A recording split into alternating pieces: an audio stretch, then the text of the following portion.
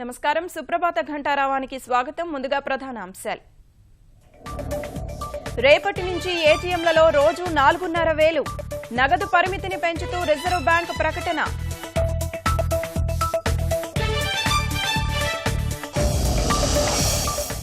సాయంత్రం జాతిని ఉద్దేశించి ప్రధాని ప్రసంగం. నల్లధనంపై పోరుపై మరిన్ని నిర్ణయాలపై ఉత్కంఠ.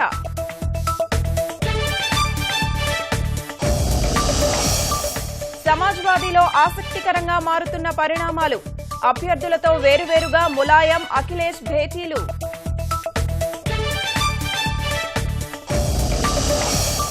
నేడు భేటీ కానున్న ఆంధ్రప్రదేశ్ రాష్ట్ర మంత్రివర్గం.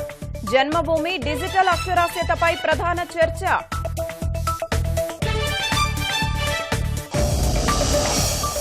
నిరుద్యోగులకు ఏపీ సర్కార్ కొత్త ఏడాది కానుక. 1,300 పోస్టులకు ఇవాళ ఏపీపీఎస్సీ ప్రకటనలు.